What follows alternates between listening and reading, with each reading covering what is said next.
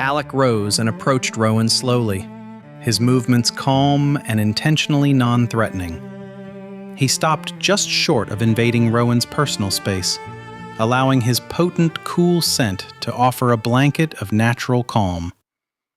He wanted Rowan to say it, that he was a beta, and being something he's not was starting to crush him.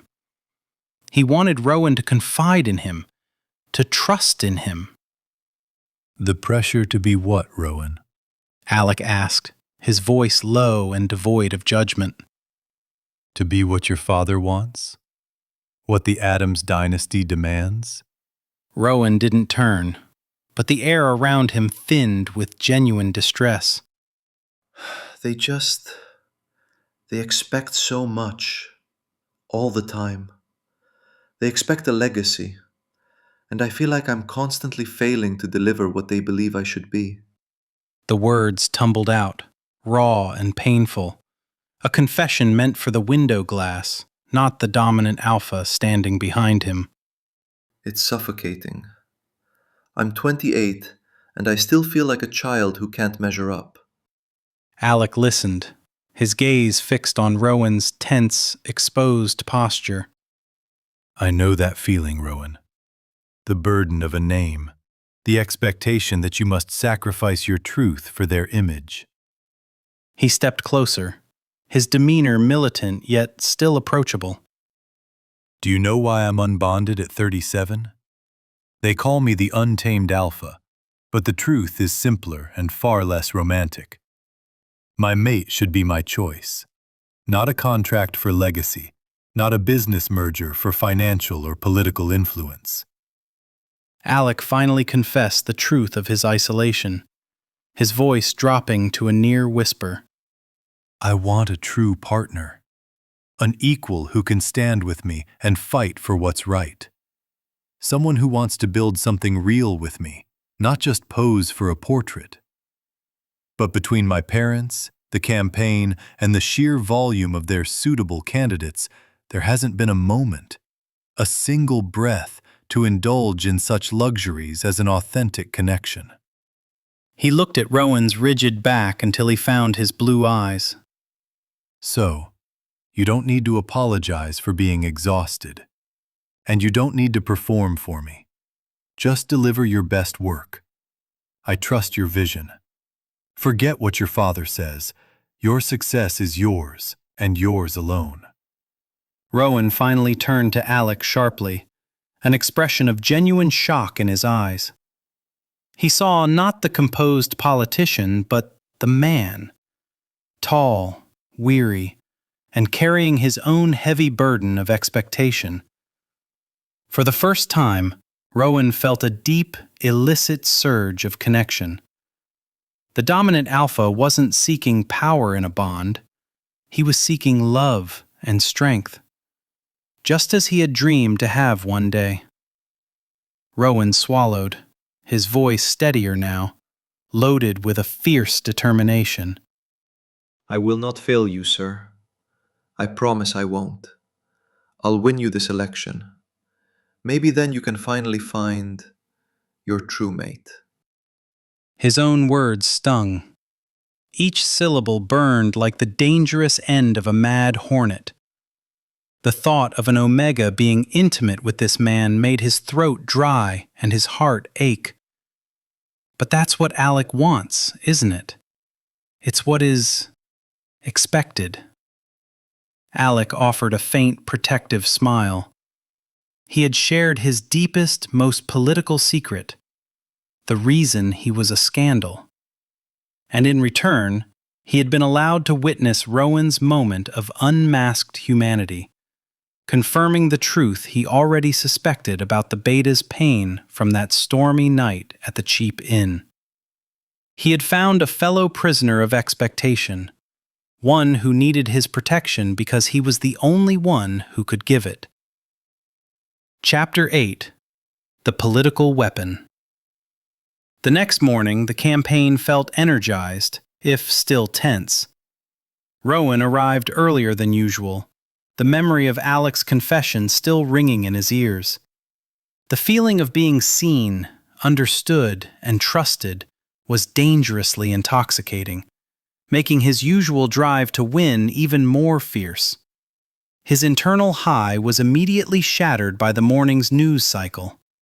Eli was the first to find it, his face grim as he approached Rowan's desk with a tablet. The front page of the Eastridge Gazette, a paper owned by a powerful Alpha family who had yet to endorse Alek, featured a highly unfavorable editorial. "They're attacking the image of the campaign, Rowan," Eli said, pointing to a headline in bold type. The Gazette editorial. The piece wasn't a direct policy critique. It was an insidious character attack aimed right at the foundations of Alek's image, and subtly at Rowan's disguise. Instability in the Silverson camp? For a city needing a strong hand, mayoral candidate Aleksander Silverson remains stubbornly unbonded, a choice many view as a strategic weakness. But now, sources close to the incumbent's camp suggest that this Untamed Alpha is running a chaotic, uncontrolled camp. The recent hiring of the young, ambitious, and unproven Rowan Adams as campaign manager implies a desperate shakeup. An insider's whisper that Mr. Adams lacks the gravitas and commanding presence required to wrangle such a high-stakes race. We must ask, is this campaign run with the directed dominance expected of an Alpha heir? Or is it a volatile environment where image control is failing? Eastridge needs stability, not impulsive DEI hires. Rowan felt the bottom drop out of his stomach. Unproven, lacks gravitas, not commanding. DEI? The language was a veiled, lethal jab straight at his assumed Alpha status, designed to sow doubt among the elite families. The rival camps hadn't found his beta secret, but they had smelled weakness and were expertly leveraging his outsider status. This is designed to spook the Adams family. Rowan muttered, the paper shaking in his hand, held somewhere between terror and fury. They want my father to pull his funding and discredit me. Alek strode into the headquarters just then, his eyes scanning the room, instantly sensing the distress. He walked straight to Rowan and took the tablet. He read the editorial once, his face hardening. His winter black cedar and clean ozone cut a scent that was intensifying by the second through his controlled anger. It's a trap, Rowan, Alek said, his voice a viced calm. They are testing us. They want to see if we fire the unproven manager to prove we are stable. Rowan's fear was legitimate. If Alek were to fire him now, his father would withdraw the family name, and Rowan's entire career, his future, his false identity, would be irrevocably shattered. We need a strong public countermove, Rowan said, his strategic mind kicking in despite his mounting fears. Alek, you need to appear with a well-known, established Alpha ally, or perhaps your mother, to project rock-solid familial support. No, Alek said, making a decision that defied every political conviction. We are launching the Small Business Initiative immediately. We will announce it at the community center in the lower district. Exactly the kind of non-optimal location your father hates. He placed a firm, strategic hand on Rowan's shoulder. No hesitation this time, a bold, public display of trust. And you, Alek continued, his voice ringing with absolute authority. You will stand beside me. You will present the data. We will prove that the instability is in the old guard who wrote this trash, not in the team fighting for the city's future. I am doubling down on my faith in you. Let them call it uncontrolled. It was a profound show of faith. Alek was not only protecting Rowan's job and reputation, he was deliberately challenging his own father's demands and the entire elite circle's expectations. He was choosing to use Rowan as his anchor of conviction against the old ways. Rowan felt an overwhelming wave of gratitude, loyalty, and a dangerous, potent rush of unexpected love for the man who would risk his entire campaign and his family's wrath just to protect him. Chapter 9. The Double-Edged Sword. Rowan was locked in his downtown apartment, the expensive pine scent of his booster and the residual smell of his fear clashing sharply in the recycled air. He paced the small living room, the Eastridge Gazette editorial crumpled on his coffee table. Alek had defended him, publicly, unreservedly. "I am doubling down on my faith in you. You will stand beside me." The Alpha had risked crucial elite endorsements, the ire of his family, and the narrative of stability just to shield Rowan from scrutiny. It was an act of profound, unconditional loyalty, a currency Rowan's father had never traded in. The gratitude was intoxicating, but it came wrapped in a crushing blanket of guilt. He trusts you. He risked everything because he believes you are the Alpha capable of running this campaign. Rowan stopped pacing, running a hand through his dark, carefully styled hair. If he was truly loyal to Alek, if he cherished this strange, exhilarating connection forming between them, he should be honest. He should tell the one person who looked past the performance that the manager he was risking his political future for was a lie, a fraud. Alek, I am not an Alpha. I am a Beta. I am a highly liability scandal waiting to explode. You need stability, not me. Hire a real Alpha campaign manager. Now. The words clawed at his throat. That was the honorable path. That was the loyal path, the path his heart demanded. But the thought of the clean, calm scent of black cedar and cold ozone vanishing from his daily life, of never seeing that genuine, weary smile Alek reserved only for him and Eli, made a cold knot form in his stomach. To be separated from the man he was beginning to have feelings for, to step back into the shadow of his father's disappointment and watch Alek eventually bond with a suitable elite. It felt like an unbearable, self-inflicted exile. Rowan walked to the mirror, staring at the carefully constructed image. The confident suit, the sharp haircut, the firm jawline.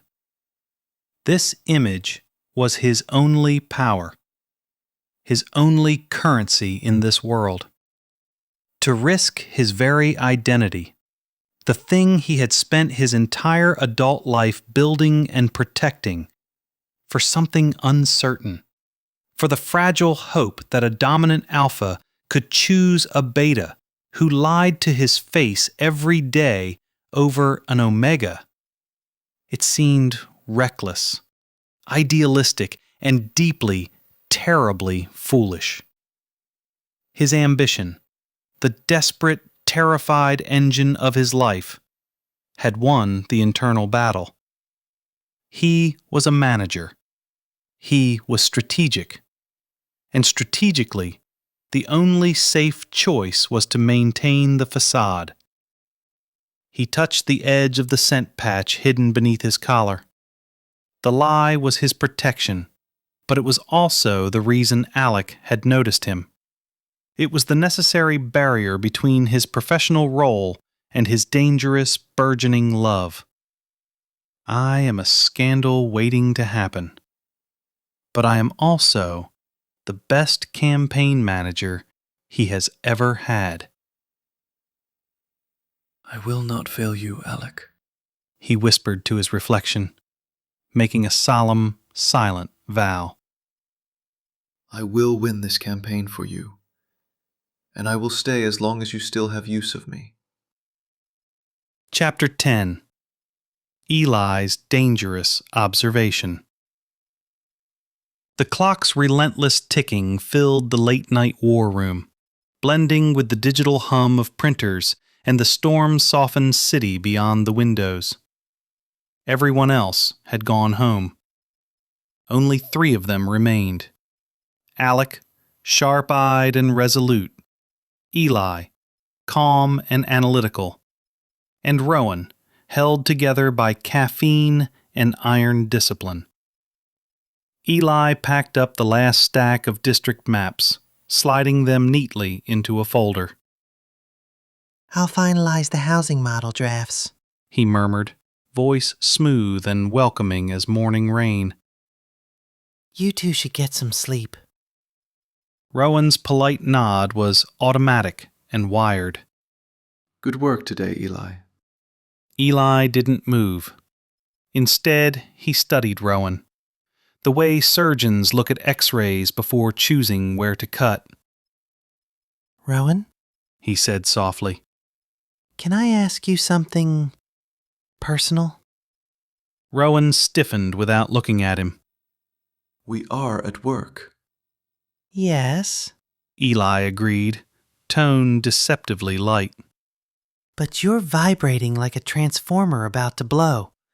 And you're not drinking more coffee, which means the friction isn't about fatigue. Rowan's jaw flexed. Get to your point. Eli tilted his head, a gentle expression on his face. What do you really think of Mr. Silverson? Alek? Rowan answered quickly, too quickly. He's disciplined, decisive. The candidate our city deserves. Eli's smile was small, kind, devastating. That wasn't what I asked. Rowan's throat went tight. Eli stepped closer, not aggressive, just perceptive, supportive in a way that made Rowan feel seen in ways he did not want to be seen. Do you have feelings for him, Rowan? The question hit him like a live wire. Rowan's heartbeat kicked into a sprint. Alphas don't look at each other like that. He hissed. It wasn't anger. This was survival. Eli blinked once, calm and unshaken. That's statistically untrue.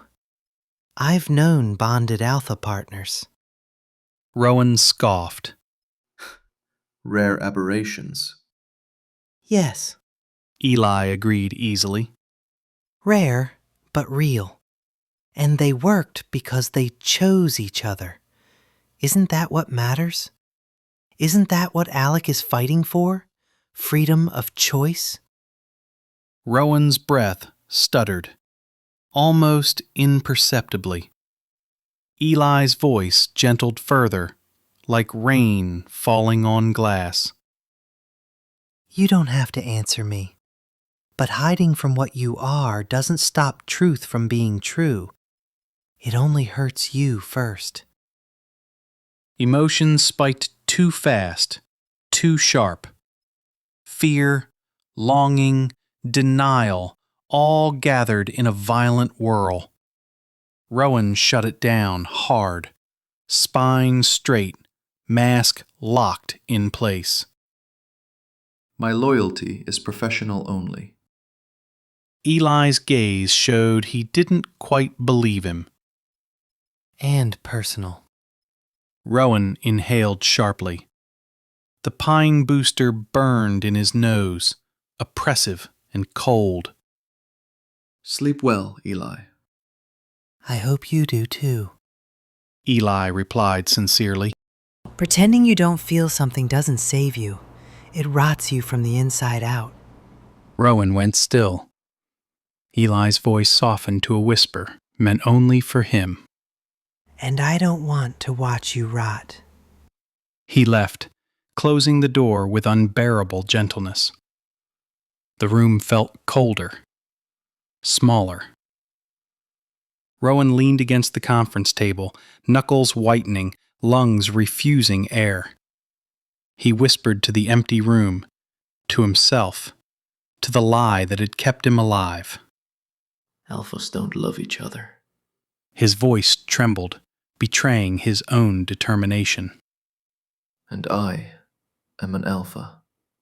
The words tasted wrong, like iron nails and grief. Chapter 11. Defending the Choice. Alek returned to the Silverson estate late that night, tired but buzzed by his defiance. The campaign office had been a place of purpose while the estate was a theater of war. His father, Colden Silverson, was waiting for him in the vast, cold library. The elder Alpha didn't need to announce himself vocally. His presence, amplified by the heavy scent of pine and ozone, was enough to fill the room with silent condemnation. "You launched the Lower District Initiative," Colden stated, not a question, but an accusation. I did.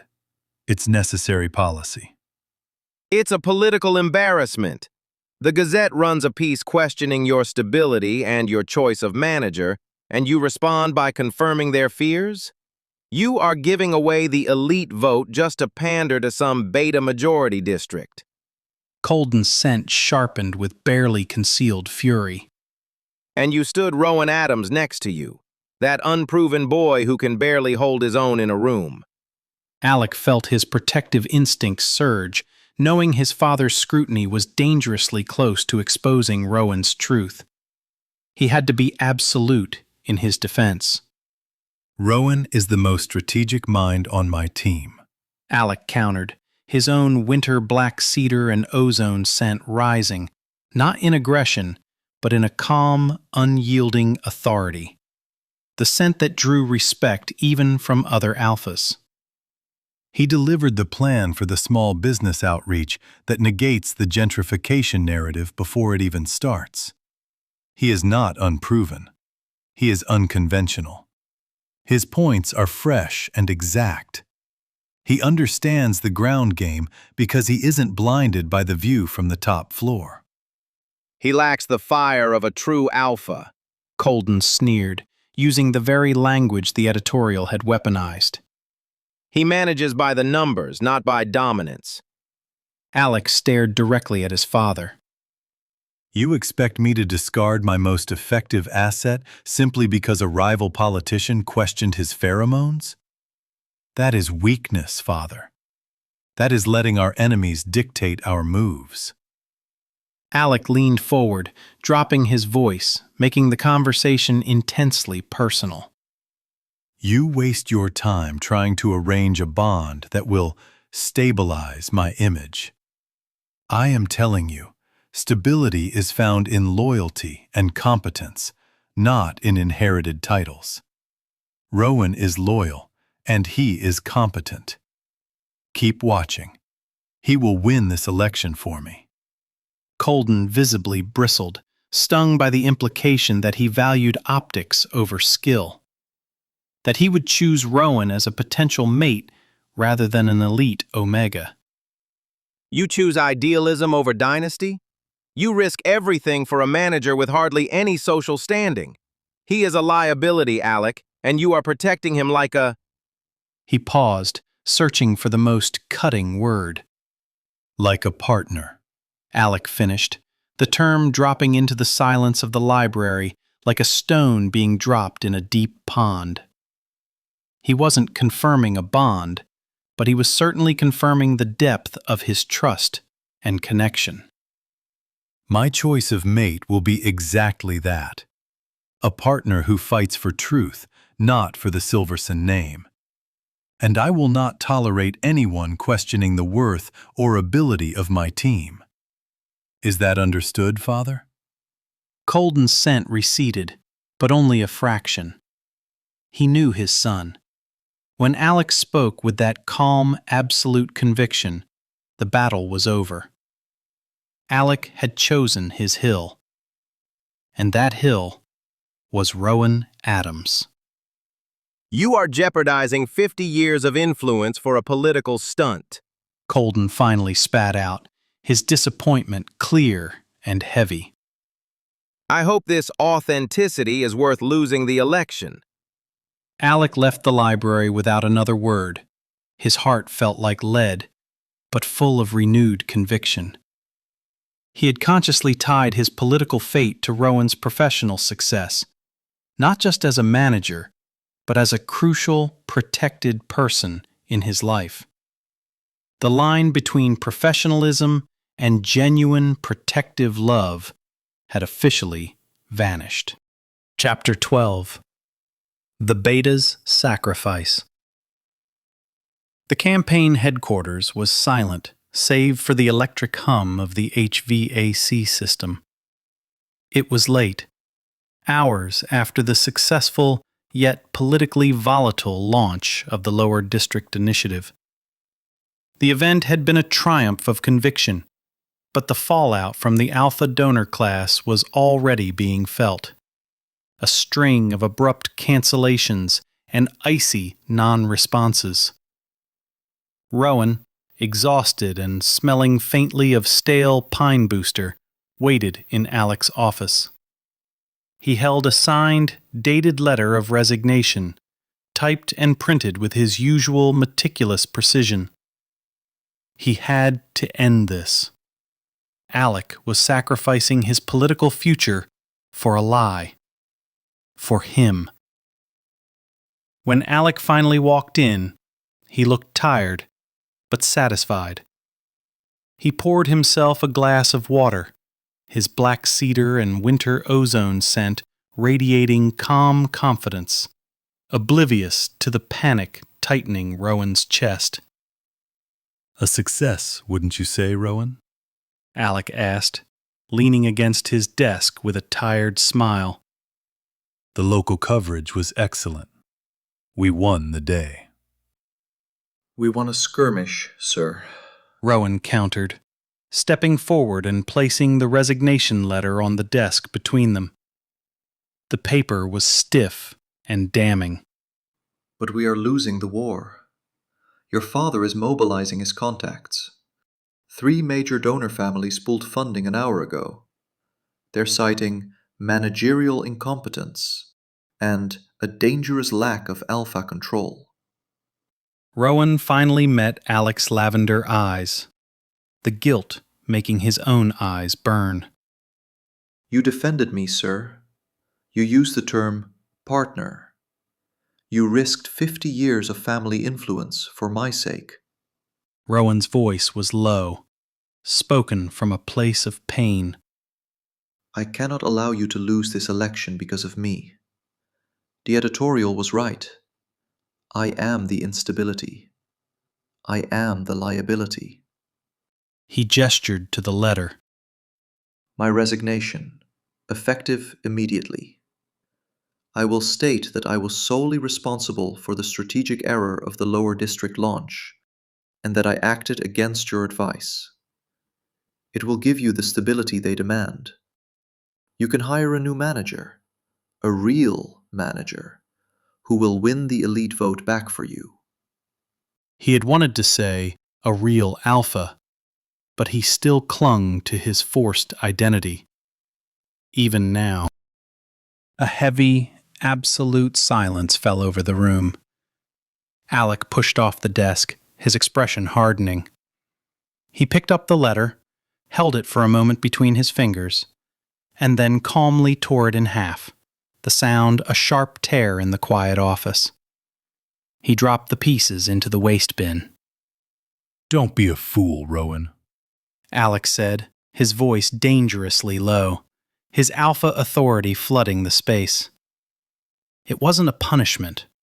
It was a fierce, protective command. I will not let my enemies dictate who is competent.